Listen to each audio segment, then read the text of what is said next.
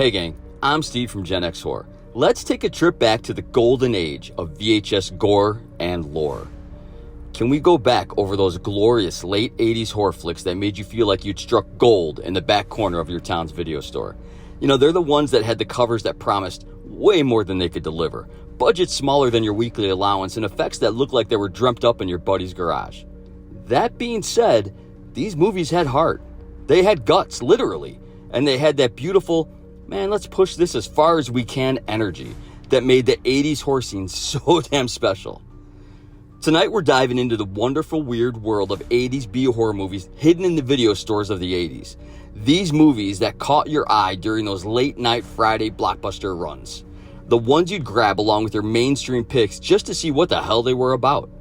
These were the flicks that played on USA Up All Night, Monster Vision, or Joe Bob Briggs Drive-In. The ones that made you feel like you were part of some underground club of outliers who appreciated the art of beautiful trash cinema.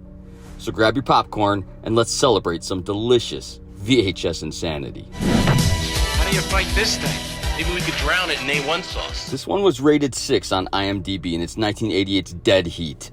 This is classic. This was the VHS that sat right next to RoboCop at Family Video, and you probably grabbed it thinking, zombie cops? This could be awesome, or terrible. Either way, I'm in.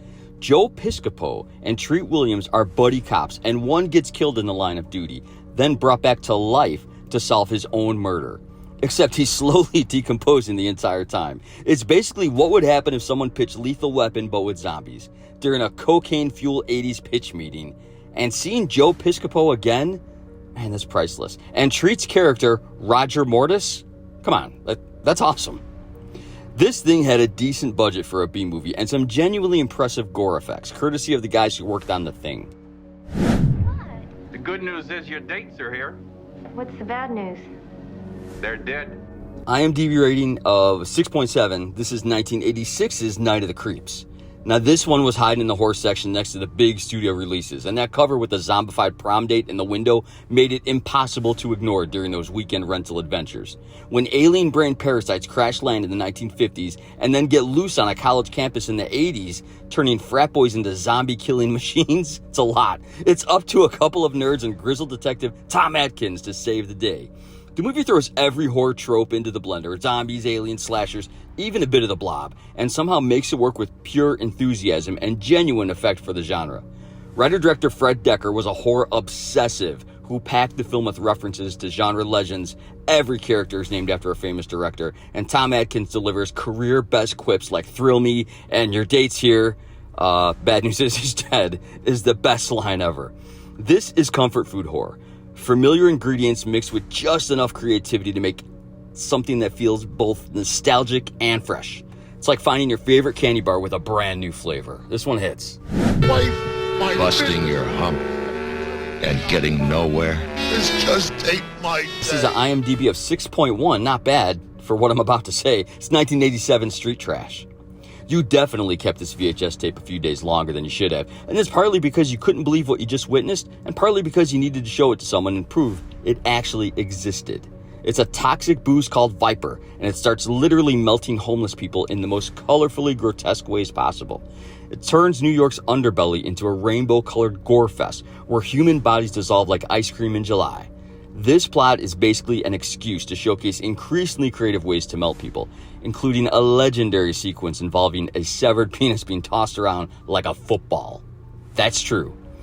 Director Roy Frumsks and James Murrow shot this guerrilla style in an actual abandoned building in Brooklyn, using practical effects that somehow make human bodies look like melting crayons. And it's the kind of movie that makes you question your life choices while simultaneously making you grateful that someone was crazy enough to actually film this urban decay and neon-colored carnage. Thank you. This one scored a shockingly low 4.4. It's 1987's Evil Spawn. And discovering this in the horror aisle felt like finding buried treasure in the most expected place, behind the VHS cover of a wildly better movie. An aging actress, desperate to reclaim her youth, gets an experimental injection that slowly transforms her into a giant insect monster. And that's exactly what happens when you try to cheat time in B-movie land. The transformation scenes are wonderfully grotesque, with our leading lady sprouting mandibles and developing a taste for human flesh while still trying to maintain her Hollywood glam. The film was directed by Kenneth J. Hall and features the kind of earnest overacting that makes B-movies so endearing. Everyone commits to the ridiculous premise with the dedication of Oscar-worthy actors. It's like watching someone's nightmare about Hollywood ageism filtered through the lens of The Fly. And somehow it works as both horror and unintentional comedy genius.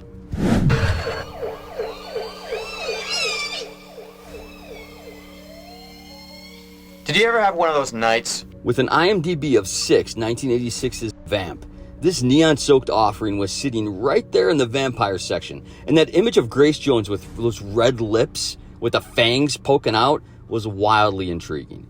College kids venture into the city to find entertainment for a fraternity party and stumble into a strip club run by vampires, led by Grace Jones, as the most terrifyingly seductive bloodsucker ever captured on film. She doesn't even speak. She just moves like liquid metal and strips while emitting an aura of pure predatory menace that makes every other movie vampire look like a domesticated house cat. Director Richard Wenk crafted this as a stylized nightmare that's more about atmosphere than gore, really, and it's using practical effects and neon lighting to create a world that feels like it exists in some alternate dimension where MTV and Hammer Horror had a beautiful baby. The film's strip club setting and Grace Jones' iconic performance made it a midnight movie favorite. Happy birthday, Billy. With an IMDb of 4.4, 1986 The Spookies, or just Spookies. This VHS cover promised a monster mash and a hot blonde, and boy did it deliver. Though probably not in the way the original filmmakers intended when they started making what were supposed to be two completely different movies. The plot involves people trapped in a haunted mansion facing an endless parade of monsters. But the real story is that this film is actually two separate productions that got Frankenstein together by producer Michael Lee, creating a beautiful mess of continuity errors and random monster attacks. You've got farting ghouls, mudmen, zombies, demons, and creatures that look like they escaped from a Fangoria's wet dream, and randomly attacking people for reasons that make zero sense at all. The behind-the-scenes drama is legendary. The original directors were locked out of the editing room. New footage was shot with different actors, and the whole thing was cobbled together into something that defies all logic. But somehow this chaos created something more entertaining than most coherent horror films. This is a classic, man. The good news is your ghouls are here. The bad news is they're farting. That's my callback. With an IMDb of 5.7, 1986's TerrorVision. This day-glow nightmare was hiding in the sci-fi section, and that cover art of a TV spewing monsters probably made you do a double take during one of those Saturday afternoon store marathons. When a suburban family's new satellite dish accidentally picks up transmission from an alien dimension, a slimy, shape-shifting monster starts crawling through their television set, turning their Brady Bunch existence into a neon-colored bloodbath. The creature looks like what would happen if the Blob was into punk rock, complete with multiple mouths and an attitude problem for sure. Director Ted Nicolau created this as a deliberate throwback to 1950s monster movies, but filtered through the MTV aesthetic in the mid-80s. Complete with a synth-heavy soundtrack and production design that looks like a Miami Vice episode time forgot, the practical effects by John Carl Buchler are genuinely impressive, creating a monster that's both threatening and oddly charismatic at times. With an IMDb of 4.0, man, it's 1987's Rock and Roll Nightmare. This was the VHS you grabbed because the cover looked like a goddamn heavy metal album, and you had no idea what you're about to witness. Canadian bodybuilder John Mickle Thor attempted to act while flexing his way through a demon invasion. A heavy metal band holds up in a remote farmhouse to record their album, but the place is actually a portal to hell. Oh, that sucks. Leading to a cinematic battle where our muscle-bound hero literally rips off his human disguise to reveal, man, he's actually an angel sent to fight Satan in the most homoerotic good versus evil showdown ever filmed. The acting, in quotes, is so wooden it makes the porn dialogue seem natural, but Thor's commitment to the role is absolutely mesmerizing. Thor wrote, produced, and starred in this vanity project using his real band's music and apparently believing that biceps could substitute for acting ability. In some cases they can. Thor's earnest belief in his own rock star angel mythology makes it impossible to look away from this beautiful disaster. She's 400 years old, but she's still full of the devil. If you could still find our last entry, I dare you to watch that and sit through it. Now we're at IMDb rating of 4.2, and it's 1986's Necropolis. And you probably found this buried in the back of the horror section, and the cover art of a leather-clad witch on a motorcycle definitely caught your attention during one of those, let's see what weird stuff they have, browsing sessions. A 300-year-old witch returns to modern New York City to reclaim her power. She's using her 6 breasts, yes, you read that right, to seduce and murder various victims while building an army of leather-clad minions. The film commits completely to its ridiculous premise, treating the 6-breast situation with the same seriousness that other movies treat vampires or werewolves. Director Bruce Hickey created this as pure exploitation cinema, complete with heavy metal soundtrack and production values that scream, "We spent our entire budget on fake breasts and leather costumes." And that motorcycle. This is the movie equivalent of a heavy metal album cover come to life. That's 2 in a row now. My psychotic brother just escaped. Hot bread, everybody. Here's to the new family. With an IMDb of 5.8, 1987's Blood Rage. This Thanksgiving slasher was probably misfiled in the family movie section, which made finding it during your holiday weekend video store run feel like discovering a perfectly twisted seasonal treat. Now, twin brothers, a Thanksgiving family gathering, and a whole lot of mistaken identity carnage, plus the immortal line, "That's not cranberry sauce," delivered while someone's covered in blood.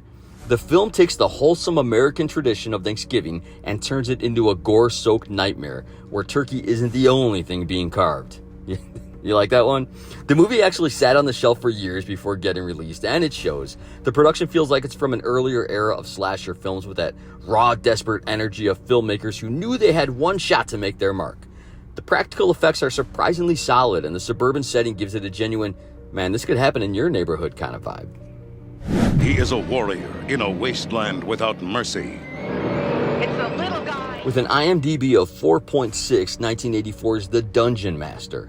A computer programmer gets pulled into a series of challenges by an evil wizard, facing everything from stop-motion demons to zombie rock bands across different fantasy realms, and he's armed only with this trusty computer that somehow works like magic. Each segment was actually directed by a different person, creating an anthology feel where you never know if you're going to get medieval knights or post-apocalyptic bikers. The film was produced by Charles Band's Empire Pictures, the studio behind Reanimator and TerrorVision. So you know they understood how to make low-budget weirdness entertaining. The computer effects are charmingly primitive, looking like someone's Commodore 64 dream brought to life with practical monsters. It's like watching someone play through the world's most budget-conscious role-playing game, complete with random encounters and boss battles that feel like they were designed by people who'd never actually played D&D, but had heard it described by someone who somewhat had heard it described by someone else. 60 years ago, an entire family vanished without a trace. Now, one young man must face the demon wind. This is an IMDb of 5.7. It's 1990s Demon Wind, and I'm cheating a little with the date, but this VHS was definitely born from that same 80s spirit. And you probably found it during one of those early 90s video store expeditions when you were desperately searching for something that captured that late 80s horror magic that you hadn't seen before. A group of friends visit a remote farmhouse where our protagonist's family was murdered by demons, leading to a siege situation where reality starts breaking down and everyone starts transforming into monsters while kung fu priests battle evil fog. The film throws everything at the wall: body horror, martial arts, supernatural possession, and practical effects that range from genuinely impressive to, did they make that in someone's basement? Director Charles Philip Moore clearly wanted to make his own Evil Dead type movie, and while he didn't have Raimi's budget or technical skills, he had that same, man, let's try everything enthusiasm that made those films so special. The movie features some genuinely creative monster designs mixed with moments of pure B-movie innovation. I know you're out there. You really hurt me. With an IMDb of 4.7, it's 1990's Sorority House Massacre 2. It's another early 90s entry that definitely belongs in our 80s celebration. This was the sequel that had almost nothing to do with the original, but somehow captured that slumber party massacre energy we all craved. College women spend the night in an abandoned house where murders occurred, and naturally, a killer shows up to pick them off one by one. But the film is less interested in scares than it is in creating a party atmosphere with attractive people in minimal clothing. It's directed by Jim Wynorski and the king of B-movie sequels, who understands that sometimes you just want to deliver exactly what the poster promises. Halfway through, everyone is quickly naked for no reason, and then into their 90s for the rest of the film. It's glorious and everything you have in mind when you reach for the VHS cover to read the back and nervously rent it. The film was shot quickly and cheaply, but Aronofsky knew how to make a low-budget filmmaking look incredibly slick. And the cast genuinely seems to be having fun with the ridiculous material. And after watching something as ambitious as Demon Win, there's something refreshing about a movie that just wants to be a fun slumber party with some light stalking, slashing, and nudity. Ah, it's summer. And it's time to relax and enjoy the world's most popular recreational activity. Fishing. Now, with an IMDb of 4.1, this is 1986's Bloodhook. This was definitely hiding in the comedy horror section, and you probably grabbed it because the concept of a fishing-themed slasher movie was too bizarre to pass up during one of those, what's the weirdest thing they have, video store challenges. And this one came in first place. A lakeside vacation turns deadly when a psychotic fisherman starts using massive fishing hooks and lures to catch human prey instead of bass, leading to deaths that are both creative and completely ridiculous. The killer's motivation involves competitive fishing tournaments and childhood trauma, because apparently every slasher needs a backstory involving sports and psychological damage. Troma picked up this regional horror film for distribution, which tells you everything you need to know about this one. And let me just, as an aside, say, I pronounced this in my last few videos, trauma. I am 100% from Chicago, and when I read a word, I read a word. This is Troma. I know it's Troma. It's Tromaville. Trauma, I'm probably going to accidentally say 1,000 more times in my life. Bear with me. I've got to tell you, I have a real problem with that. With the IMDb of 4.6, and I am unapologetic now, 1987's Doom Asylum. This was the VHS that looked like it belonged next to Return of the Living Dead, and you probably grabbed it hoping for some punk rock zombie action, which is pretty much exactly what you got. More or less. It's a hideously scarred killer that stalks a punk rock band and some law students, for some reason, in an abandoned asylum. This one delivers some terrible one-liners while dispatching victims in increasingly gory ways. The film has that perfect late 80s aesthetic where everyone looks like they stepped out of a music video, and the killer's makeup is genuinely unsettling despite the budget. Director Richard Friedman shot this during the height of the slasher boom, and while it doesn't reinvent the genre, it delivers exactly what you want from the asylum-based horror film. Creepy atmosphere, creative kills, and a cast that includes actual punk musicians alongside aspiring actors and lawyers, apparently. The movie combines all the elements we've been celebrating: practical effects, enthusiastic performances, and that beautiful willingness to embrace pure shock that made the 80s horror scene so damn special. And I'd like to just leave you with this last scene, which is of this girl walking off after killing. And I have no, if you know in the comments why someone would take this long to film this, man, let me know. Guys, these beautiful disasters made those video store adventures so damn rewarding. These movies might not have had the budgets of Aliens or The Thing, but they had something even more valuable. They had the courage to be completely unhinged and the balls to commit to their ridiculous visions. Did anyone remember any of these covers during your own Blockbuster mining adventures? Drop your favorite B-horror memories in the comments below. I want to hear about those late night cable discoveries or those what the hell did I just watch moments that made us all fall in love with this beautifully trashy form of cinema. Thanks for the continued memories from everyone watching. Getting down in the comments is like reliving the 80s all over again. Love you. And as always, stay cool.